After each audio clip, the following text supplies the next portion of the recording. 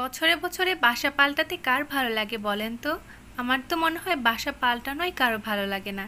আর সেটা যদি হয় এক বছরের মধ্যে 3 বার, তাহলে তো কথাই নেই। সুখে থাকতে যদি কাউকে ভূতে কিলায় তাহলে উচিত তাকে অবশ্যই বাসা পাল্টানো। না না, আমরা কিন্তু ভূতের কিলঘুষি খেতে বাসা পাল্টাইনি। পরিস্থিতির কারণে আমাদেরকে বাসা পাল্টাতে হচ্ছে বলেই আমরা বাসা পাল্টাচ্ছি। বাসা পাল্টানোর মতো এরকম একটা প্যারাময় দিনের কিছু অংশ এবং এই এলোমেলো বাসার ভিডিওটা আজকে আপনাদের সাথে আমি শেয়ার করব। আসসালামু আলাইকুম সবাইকে, স্মৃতিস ডায়েরি চ্যানেল এবং পেজের নতুন আরেকটি ভিডিওতে সকলকে স্বাগত জানাই। আমি আপনাদের স্মৃতি আপু। তো চলুন আজকে আমার এলোমেলো নতুন বাসাটার ভিডিও আপনাদের সাথে শেয়ার করি। প্রথমেই আমাদের এটা হচ্ছে মেন দরজা, আর আমি চতুর্দিকে দেখাচ্ছি দরজার সামনে এই অবস্থা, পুরা এলোমেলো অবস্থা। বাসায় নতুন করে রং করে দিয়েছে, সেজন্য তো আরও নাজেহাল অবস্থা দরজার সামনে। তাছাড়া এটা হচ্ছে 4 ইউনিটের বাসা, এক এক ফ্লোরে 4 ইউনিট, বাকি 3 ইউনিটে এখনো কাজ চলছে। তো সেজন্য দুর্বিষহ অবস্থা দরজার বাহিরে। মেইন দরজা দিয়ে প্রবেশ করার পরেই হাতের বাম পাশে ড্রয়িং রুম রয়েছে। সারাদিন অফিস করার পরে সারা রাত জেগে আপনাদের ভাইয়া সবকিছু গুছিয়ে রেখেছিল। আমি অলমোস্ট 3 ঘন্টা ঘুমিয়েছিলাম রাতে, তারপরে আমিও তাকে হেল্প করেছি। ড্রয়িং রুম থেকে বেরোনোর পরে হাতের বাম পাশে রয়েছে ডাইনিং রুম এবং তারপরে আমাদের বেডরুমগুলো।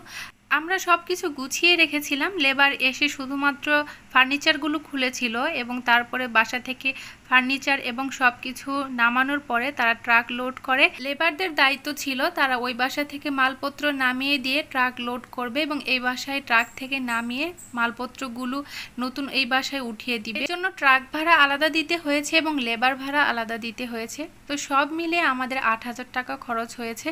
কিন্তু আমাদের পুরাতন বাসা আর এই নতুন বাসা কিন্তু একদমই কাছাকাছি ছিল, তারপরেও তারা এত টাকা নিয়েছে। লেবারেরা কাজ করেছে, বিনিময়ে টাকা নিয়েছে, এতে আমাদের কোনো দুঃখ নাই। কিন্তু দুঃখ একটাই, এত কাছাকাছি বাসা চেঞ্জ করার পরেও অনেক জিনিসপত্রের ক্ষতি হয়েছে। কাঠের ফার্নিচারগুলোতে তারা অনেকটা স্ক্র্যাচ ফেলে দিয়েছে এবং সেটা আসলে খুবই দুঃখজনক। আমার এই ছোট্ট সংসারে ছোট ছোট জিনিসগুলো আমি একদিনে করিনি, বহু সময় লেগেছে, বহু বছর লেগেছে। একটা একটা করে এই সব কিছু জিনিস আমি করেছি। এত বছর ধরে করা জিনিসগুলো যদি একদিনে এমন অবস্থা হয়ে যায়, ক্ষতি হয়ে যায়, তাহলে আসলেই দুঃখজনক। তো যাই হোক, আমি কিচেনে এসেছি এবং কিচেনের ভিতরে এরকম আরেকটা ব্যালকনি রয়েছে, সেই ব্যালকনিতে এখন এসেছি এবং ব্যালকনি দিয়ে পাশের ফ্ল্যাটগুলো দেখা যাচ্ছিল। এই বক্স এবং বালতিগুলোতে ফ্রোজেন করা খাবার রয়েছে, যেমন মাছ, মাংস আর অনেকগুলো দুধের প্যাকেট ছিল। আমাদের পুরাতন বাসা থেকে নতুন বাসায় আসতে ট্রাকে করে মেবি 5 থেকে 7 মিনিট টাইম লাগবে। এই এতটুকু টাইমের মধ্যে প্যাকেট করে রাখা দুধগুলোর মধ্যে 3 কেজি পরিমাণ দুধ নষ্ট হয়ে গিয়েছে। আর এইবারে লেবারগুলো একদমই যত্ন সহকারে বাসাটা চেঞ্জ করে দেয় নাই। এর আগের বার যখন বাসা চেঞ্জ করে দিয়েছিলাম ওনারা খুবই ভালো ছিলেন, হেল্পফুল ছিলেন, কিন্তু ওনাদের অন্য জায়গায় কাজ থাকায় ওনাদের ডেটটা আমরা পাই নাই। তো এটা একটা বেডরুম এবং বেডরুমের সাথে এরকম বেলকনি রয়েছে। আমি আমাদের বেডরুম থেকে বেরিয়ে যাচ্ছি এখন। এই বেডরুমটাতে আমরা থাকবো ইনশাল্লাহ। পাশে আরেকটা বেডরুম রয়েছে, আর এই বেডরুমটাতে প্রবেশ করতেই এই যে দেখা যাচ্ছে ম্যাট্রেক্সটা কিন্তু একদমই ভেঙে চুরে ভিতরে চুরমার হয়ে গিয়েছে বলা চলে। আর এখানে একটু কর্নার রয়েছে, তো এখানে সেলাই মেশিনটা রাখা হয়েছে, আপাতত রাখা হয়েছে। আমি সব কিছু আমার পছন্দ মতো গুছিয়ে নেব। ম্যাট্রেক্সটার জন্য ভীষণ খারাপ লাগতেছে, কারণ ম্যাট্রেক্সটা তো সমানভাবে রাখতে হতো, ওরা এমনভাবে ভাঁজ করে রেখে দিয়েছিল ট্রাকের উপরে যে ভিতরে ভেঙে গিয়েছে।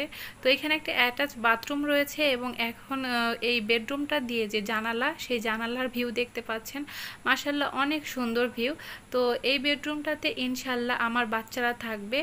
আর এই বেডরুমটা দিয়েও কিন্তু এরকম বেলকনিতে যাওয়া যায়। এই পাশে এই বেলকনিটা দিয়ে দুই বেডরুম দিয়ে এই বেলকনিতে আসা যায়। তো দেখতে পাচ্ছেন বাহিরের ভিউ মাশাআল্লাহ কত সুন্দর।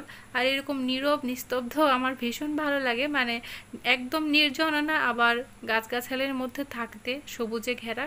তো যাই হোক, আমি এখন বেলকনির আরেকটা দরজা দিয়ে আমাদের আগের যে বেডরুমটা দেখালাম সেই বেডরুমে আবার প্রবেশ করে দেখাচ্ছি। আর এবারের বাসা চেঞ্জ করতে আমার ছেলেটা আমাদেরকে অনেক হেল্প করেছে। কিচেনের সোজাই কমন ওয়াশরুম রয়েছে, সেই জায়গাটাতে এরকম করে সব কিছু জমা করে রাখা হয়েছে যে ওয়াশরুমে যাওয়ার মতো রাস্তা নাই। এখানে আবারও আমি বাহির থেকে দেখিয়ে দিচ্ছি, এটা হচ্ছে বাহির, মানে আমাদের মেন গেটের বাইরে। এখানে 2টা লিফট রয়েছে এবং এই যে 4 ইউনিট, এগুলোর কাজ করতেছে এই বাসাগুলোর। তারপরে আবারও ইনশাল্লাহ এগুলোতে ফ্যামিলি ফ্যামিলি উঠবে, আর তখন ইনশাল্লাহ সবাই মিলেমিশে অনেক ভালোভাবে থাকা যাবে। বাহিরের অবস্থা খুবই দুর্বিষহ, বালি টাইলস বিভিন্ন কিছু ছড়ানো ছিটানো, এবং আশা করছি সব কিছু খুব তাড়াতাড়ি ঠিকঠাক হয়ে যাবে। আমার তো এরকম একা বাসায় থাকতে ভীষণ ভয় লাগে, মানে পাশের ইউনিটগুলোতে যদি লোক থাকে তাহলে আসলে এত ভয় লাগে না। যখন সব কিছু গোছানো হচ্ছিল, আমার মেয়েটা ঘুমাবে না জিদ করতেছিল, কারণ সে আমাদের সাথে রাত জেগে কাজ করবে। পরে তার সামান্য হেল্প নেওয়াতে সে অনেক খুশি হয় এবং আমার একটু বকা খেয়েই সে ঘুমায়। ফজরের নামাজের পরেই লেবার এবং ট্রাক চলে এসেছিল।